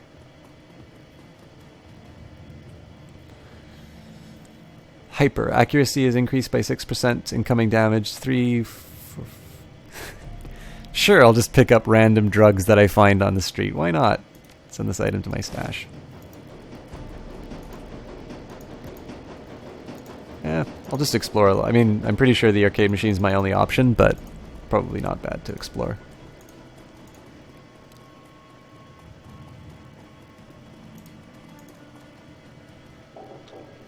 The only active console in this derelict span of the U-Bahn platform is an old video arcade machine.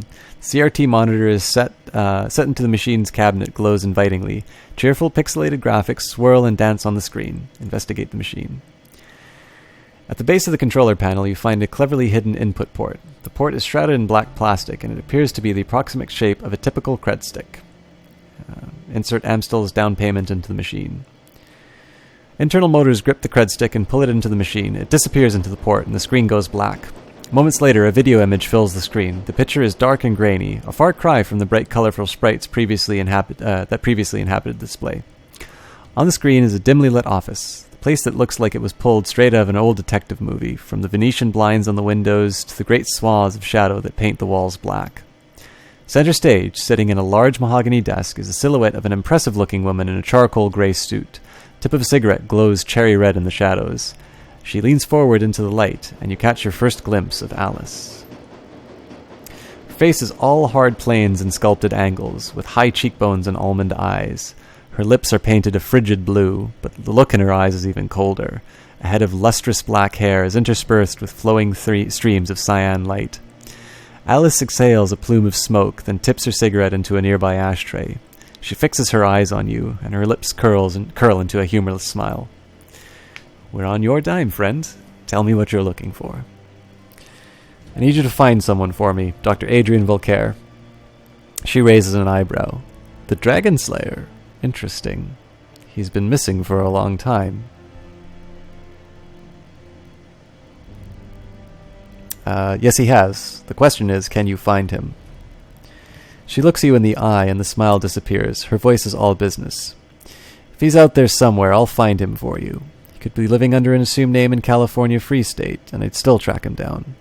And if he's not alive, I'll tell you where you can find his corpse. Decking. Oh, this is dangerous. Speaking of corpses, Alice, I think I might know who you really are. Oh? Alice leans in towards you. Her smile spreads into a predatory grin. Do tell. There is a member of Echo Mirage named Alice. Alice Hefner. She died back in 2029 fighting the crash virus. Rumor has it she still exists in the Matrix. Still calls herself Alice, too. An interesting theory, but I fear that my price to confirm or deny it would fall well outside your price range. Alice leans back in the chair. For now, let's get back to the business at hand. Alice steeples her fingers. All right. Here's how it's going to work. When you give me the go-ahead, I'm going to start gathering information for you. Once I've finished, you're going to bring me the cred stick encoded with the encryption key that I'll provide you. That cred stick will have 50,000 nuyen on it. When I get my cred stick, you get your information. This is the deal. Take it or leave it.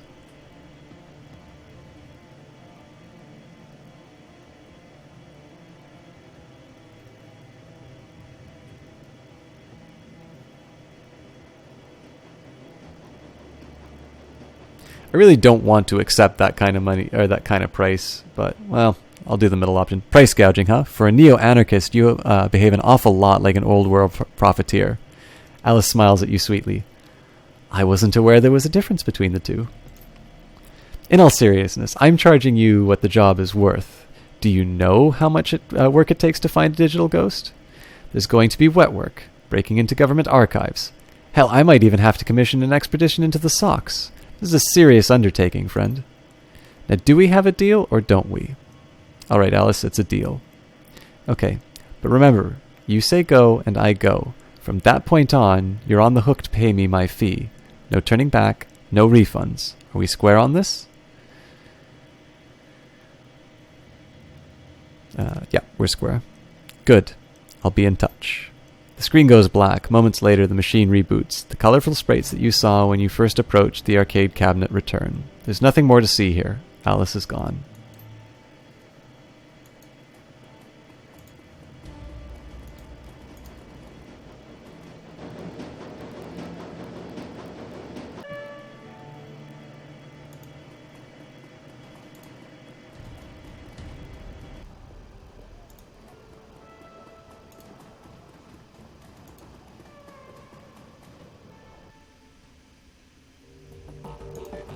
See what... I have not liked Blitz from the beginning. But let's see what the whiner has to say. Hey, Chief, what's up? I'll talk to you later, Blitz. Good talk. I'll see if I can get something else out of Glory before I talk to Paul. Okay, got nothing to say.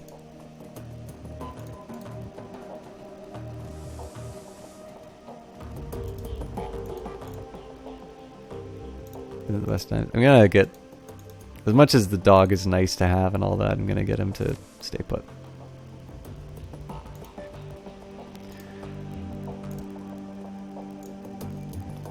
We've got a job to prepare for, Minerva. I don't have any more time to talk. Hit me up after the run you like, but for now I need some space. I have a suspicion Shadowland's not gonna have anything for me, but...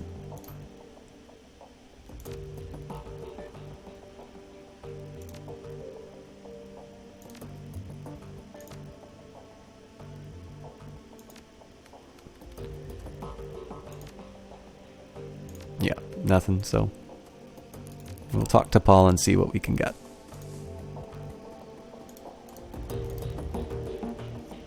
Minerva, did you make contact with Alice? Yes, I did. She accepted your payment, and I ordered the search for the information that we need. Very good. Can't imagine this will be cheap. What was Alice's stated price? You're right on that count, 50,000 nuyen. He shrugs. It's about what I had expected. Thankfully, we're prepared for this. I've established a contact with a number of new clients. You can find information on the jobs logged on your mission computer. One job's file is on there already. While you're working to earn Alice's fee, I will continue to dig for clues about Fireschwing. If she is in fact roosting under Harfield Manor, then there must be some evidence to support the fact. A dragon is a large thing to hide, after all. Be careful, Paul. Remember what happened to Monica. I will never forget. Don't worry, Minerva. I'm going to conduct my investigation the old-fashioned way, through contacts and deduction and careful observation. I will not jack into the Matrix until this entire sorry episode is finished. That's probably wise. Speaking of doing things the old-fashioned way, Malit is working to recover the information off of those other DVDs. It's a painstaking process and it will not be quick, but she is optimistic that she'll be successful in time. Finally, I've been checking up on our friend, the orc with the skin grafts. I haven't heard anything back yet, but I'll keep you appraised as the situation develops. Sounds good, Paul. I'll go check up on those jobs. One last thing before you go, Minerva. Samuel and Breckenbauer wanted me to pass a message to you. Do you know him? The orc who runs the shelter across the way? Yeah, we've met. Ah, well, he has a job for you. He wouldn't discuss it with me, but he promised that it would prove worth your time. I'll keep it in mind. So the tricky one about that one is that he's a guy who's asking for donations, right? So it's unlikely that he's going to be paying. But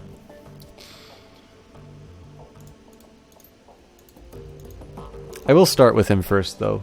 I'm getting close to a time where I want to wrap up, but I figure I can talk to him and then maybe at least start a mission. Haven't had any action in this playthrough yet, though, so I want to at least go out with a bang if I can. Hello again, Meinfreuden. What can I do for you? I'll start with talking about the organization to see... Yeah, still working on the money, so... I heard that you wanted to talk about a job. Yes, I do. Thank you for coming so promptly. He takes a deep breath, slowly releases it, and looks you in the eye. Tell me, what do you know about the Humanist Poly Club? They're an anti-metahuman hate group. He nods. The largest and most well-funded of its kind. The instigators of the Night of Rage, and an enemy of everything that I stand for. Night of Rage? A worldwide race riot that took place in February of 2039. Thousands of innocent metahumans were attacked, beaten, and killed. Women and children were corralled into warehouses for protection, and then burned alive when the structures were put to the torch. This is what Humanist stands for. That is the agenda that its leaders strive to advance. They will not be satisfied until all metahumans everywhere are driven from the face of the earth. Tell me what this has to do with me. He nods. Yesterday I overheard one of my assistants talking on his comm. He was yelling, clearly agitated.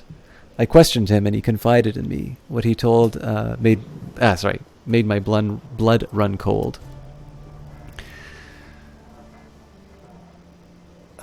What did he tell you? His brother, Tuck, who works for a smuggling operation based in Schottennest. Apparently, these smugglers have accepted a contract from Volker Stahl. Stahl is a vicious ideologue and the leader of the Berlin chapter of Humanists.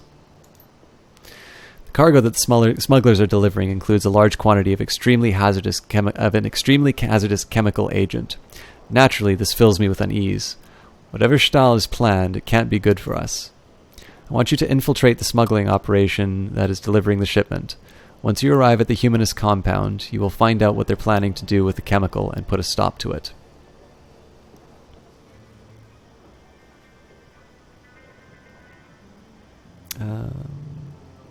Yeah, wouldn't it be easier to just hijack the shipment? Why allow it to get all the way to the Humanist compound at all? He shakes his head. No, stopping the shipment would not stop Humanists. They would definitely acquire another. For a pack of snarling racists, they are extremely well funded. Stock compensation, what does this gig pay? I've contacted the sister organizations across Berlin and taken up a collection. Between us, we have raised 22,000 Nuyen as payment. I trust this will be sufficient.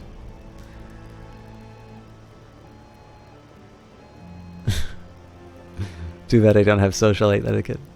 I'll do it, count me in. He nods. Excellent, I am relieved. I'll make arrangements for your meeting with the smugglers. Their leader is an elf who calls himself Maxim. Take the U-Bahn to Schottennest, and you will find him waiting there. Best of luck to you, Minerva, and good hunting.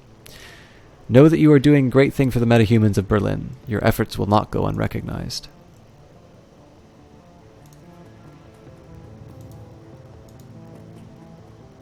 Looks like I've got my fight. A lone figure stands at the U-Bahn station, Dietrich. He raises a bottle at your approach, then tosses it away. Figured I'd run into you here, boss. Wanted to be sure I caught you before you headed off. He takes a deep breath and slowly releases it, looks you in the eye. Minerva, we have to talk about this Humanist gig. Go ahead, Dietrich, I'm listening. Well, I've got a history with Humanists. I fought him back in 39 during the Night of Rage. Hell of a thing that was. I remember the terror and the senseless violence. They murdered children. I remember this little dwarf boy. They stuffed his body in the gutter, Minerva. I can still see his face, all bruised and broken. To this day, it makes my blood boil. Anyway, long story short, we beat him. Berlin's punks and anarchists all came together, and we stomped the living dreck out of those racist pigs. A lot of good people died that night, but we put down some of the bad ones too. Let me guess, you want to come on the Humanist run so you can finish the job. That's part of it, sure, but that's not the whole story. I don't just want to come on this run, boss. I have to come. It's my nephew, Alexander. He signed on with Humanists, driven to it by a worthless sack of dad. By his worthless sack of a dad, no doubt. I take it that his father, your brother, is a Humanist member too?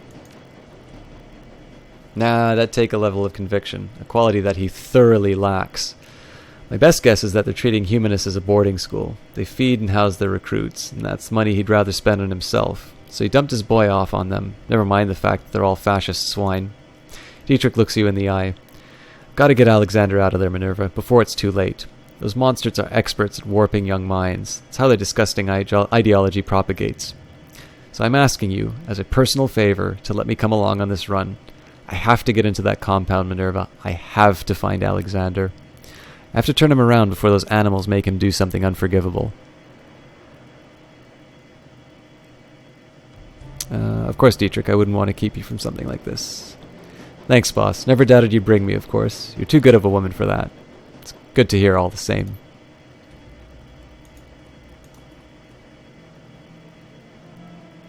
Assemble the team and travel to Schottenness to infiltrate the Humanist Polyclub compound. In addition to your team, your fixer has access to a small network of mercenaries in the Berlin area. These runners appear below your core team on the runner selection screen and can be hired on a mission-to-mission basis. As you complete missions, both your team members and available mercenaries will periodically gain access to new equipment and abilities. Any new items, spells, weapons, or weapon abilities that a runner gains will automatically be available for use next time you go on a mission. So definitely this is a fighting one. Dietrich I will include because I need somebody to heal, and I think just Gloria and Iger, the usual team, is the way to go here. I don't see a major reason to include mercenaries. They'll cost money. Street Samurai, fair enough, but I've got Glory. No reason to have a Shaman Pugilist, especially because my existing Shaman wants to come on it anyway. Definitely no point for a Decker. I'm a Decker, and I've got a Decker on my team already. So really, it's just the Rigger. That's the only other one. So, I don't think there's really anything else I can do as far as gear is concerned. So we'll just confirm. I've got 1 minute before the time that I plan to finish, but I'll at least maybe start one fight, and then we'll call it a night.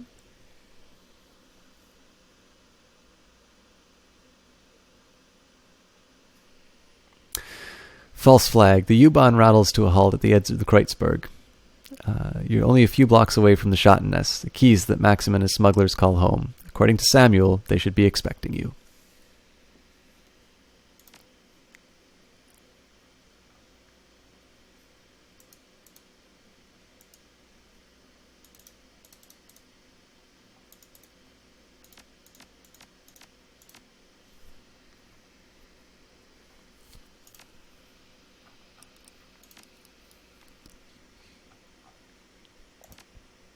I mean, all this stuff is...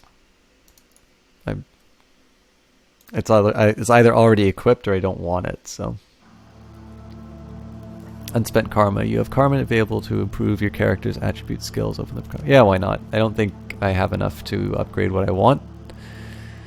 Yeah, I need one more for the decking. Look, boss, I wanted to thank you for bringing me along on this one. It means a lot.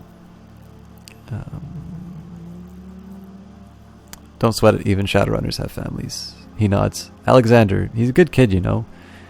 If I'd been there for him, if I hadn't run off to Berlin, left him with his worthless sack of a dad, he'd never have fallen in with us as humanist pigs in the first place.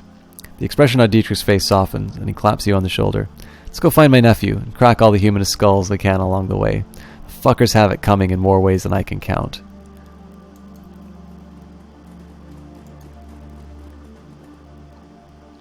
Matronly woman with a round face and kind eyes greets you. Her apron is caked with what looks like about a year's worth of Greeks. Guten Tag. What can I get you?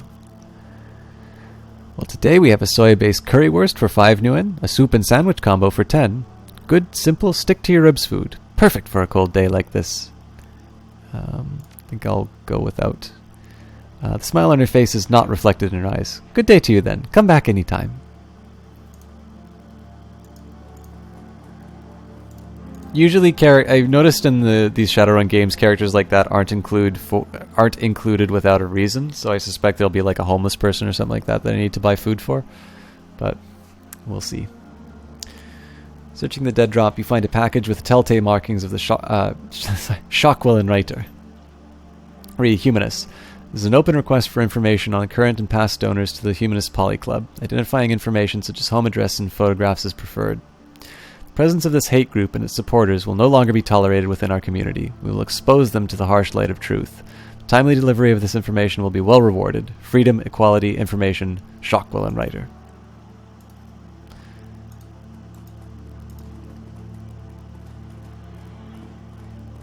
A rough-looking dwarf with a fire plug build holds out his hand as you approach. Whoa there, Beanpole. I don't know where you think you're headed, but you should turn around and go back the way you came.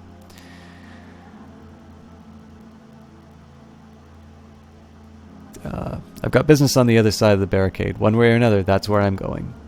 He stares at you, an appraising look in his eye. Well, you look like you can handle yourself, but still, I'm telling you, the people out there are bad news.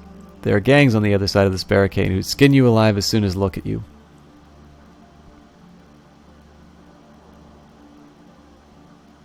Look, I don't have a choice. I need to get there. If I don't, some punk gangs are going to be the least of my problems. He shakes his head. Alright, fine. If that's what you really want, we won't try to stop you. He gestures to the stroll standing behind him. Let him by, Sergey.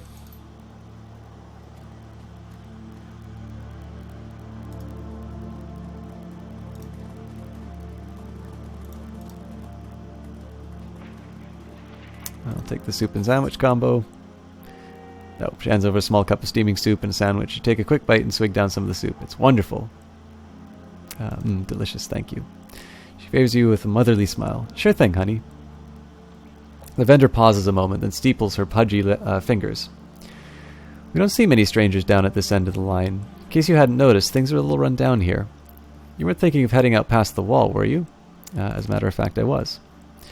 Doesn't make any difference to me, but you be careful out there. The people on the other side of the wall, we've got no respect for anybody. Thanks for the warning. She nods. Best of luck. Take care of yourself. Damn! I thought that was going to give me something. I'll try the currywurst. She hands you a dripping yellowish sausage wrapped in a paper napkin. You take a big bite and immediately regret it. There's a funk to this thing that no amount of curry powder could mask. Your stomach lurches and you idly wonder whether the decision is going to come back to haunt you later. That was interesting. She smiles at you. It's an old family recipe. Can I get you anything else? Nothing for me. I'm good. Smile on her face is not... Okay, so I just wasted $15 on poisoning myself.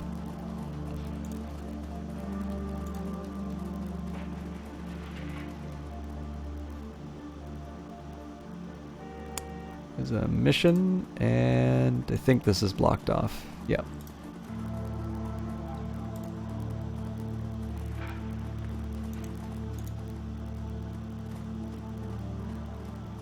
The figure at the center of a group shoots you an insolent glance. His fine elvish features match Samuel's description. This must be Maxim, your smuggler liaison. Well, well, if this isn't the muscle that Tuck promised us. Look who it is, everybody. The new hires have elected to grace us with their presence. Nice of you to join us. He glances at his PDA on his wrist and then looks up at you. When he speaks again, his voice is sharp and humorless. You're late, chummer. I'm here, that's all that matters. He lets out a theatrical sigh. Well, you come highly recommended, so I suppose I'll overlook it.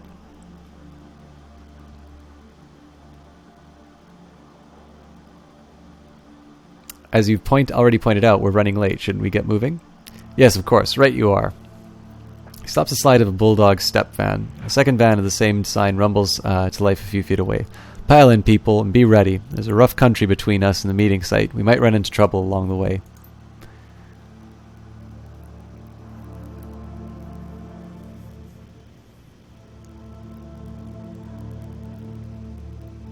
Uh, 20 minutes into your trip, the van comes to a screeching halt. Maxim presses his face to the passenger window. From the mix and anger of dread on his face, you can tell he doesn't like what he sees.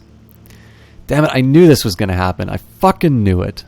He cranes his neck around to look you in the eye. Everybody pile out of the van, and get ready, Minerva. We're going to need some muscle in a second. As you take your position outside the van, you hear a shrill voice bark out an order. A pair of portable gun turrets begin to self-calibrate in response. Sweeping your gaze over the gangers assembled before you, you identify the owner of a voice, a leathery woman with wild hair and a mirthless smile. She calls out again, her voice brimming with pride. Hello out there, welcome to Rambach territory. Maxim licks his lips, his eyes scanning over the gangers' hastily assembled roadblock. This Kinks belongs to Surf Turf slag he has for months. You'd better clear out of your way before they show up and force you out. Surf Turf, those tunnel rats, they're ancient history. Go ahead and call him if you don't believe me. Her face twists into an ugly smile. Scream as loud as you want, they won't hear you. We buried them last week. Maxim's expression turns stony, but his voice remains calm. Congratulations on your victory. You must have taken some losses in the fight, though. I'm betting you're not at 100%. Why don't you let us cross this bridge in peace? There's no need for bloodshed today. You know what? You're absolutely right. We don't need a fight. You just pay us a small toll, and we'll be more than happy to let you cross the bridge. I'm thinking, say, 500 nuyen per van. Her voice turns cold. Otherwise, you'd better find another way to get where you're going, because this bridge is ours. Nobody crosses it without paying the toll. Nobody.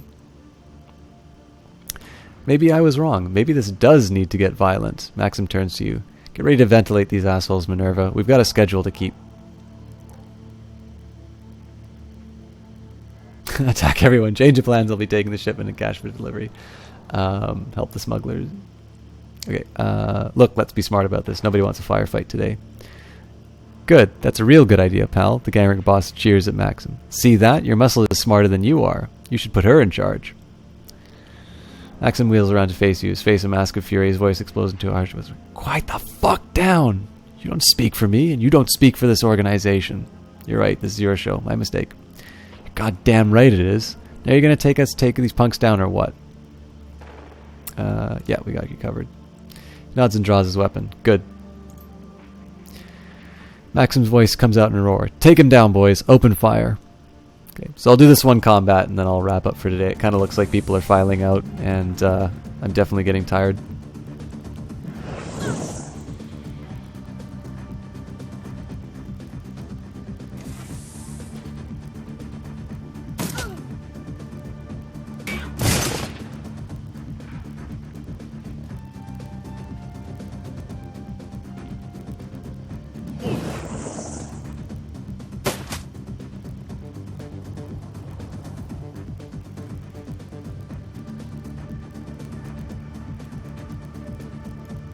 So first thing I need to see is, I suspect there's not going to be any opportunity to pick up these auto turrets.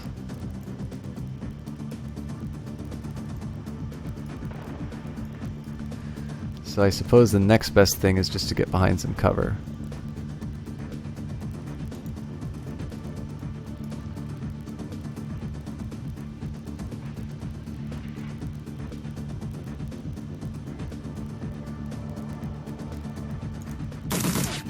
Damn it. Okay, Dietrich should probably heal Minerva.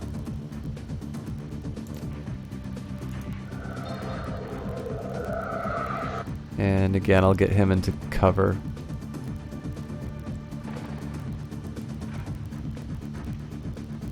Oh, interesting, ley lines. Oh, nice. Okay. I'll at least move him into position here, and then he can summon the spirit. Eiger, I definitely need in a combat role, but I gotta find a spot to put her. There's not a lot of good cover. Well, front and center.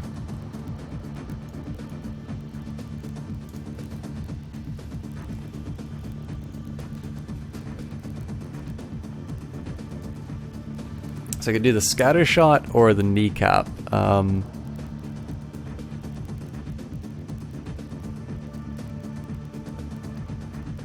I think I'll actually do the scatter shot. Actually, no.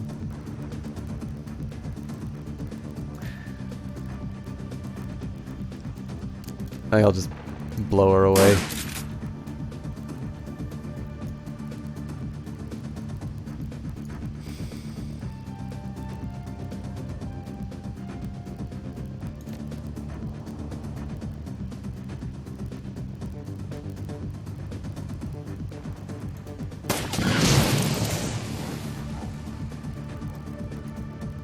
That worked better than I was planning.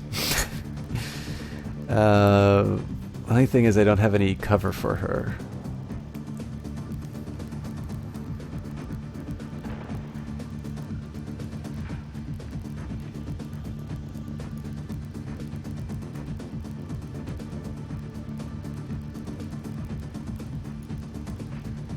I think I'll just go on the far left and chop things up.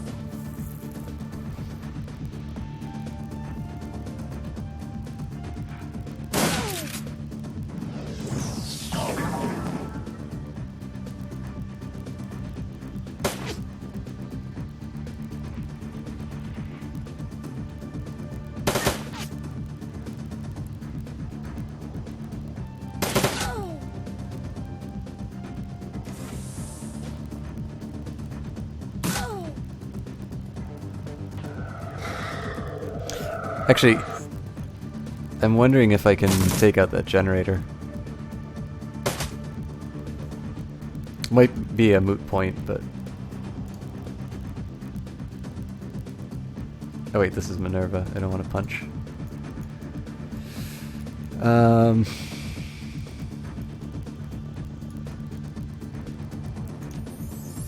Let's do Dietrich.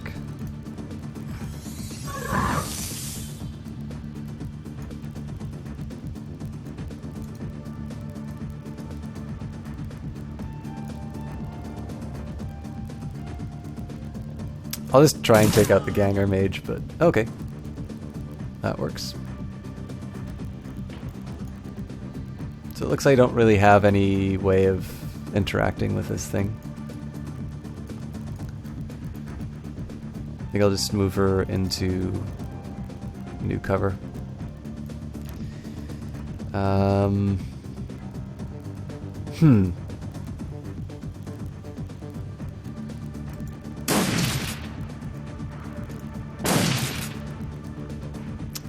Easy enough.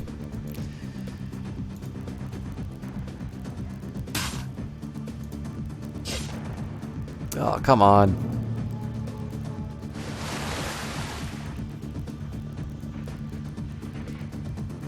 See, I was gonna say, one of the things I really like about Shadowrun is images like this. You've got a fire spirit and what appears to be an ice spirit, both summoned by rival shamans. In a gangland war. That's just the sort of stuff that I think is... I don't know, it's just such a great image. It's kind of what keeps me coming back to games like this.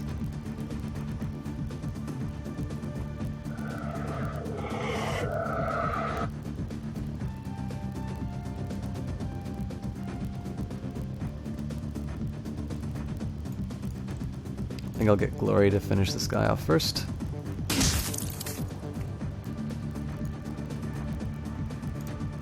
And probably can't do anything with her pistol, so I'll just kind of move her back.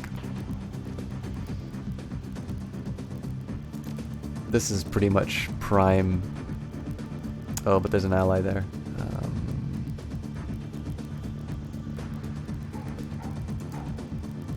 Oh, missed. Oops.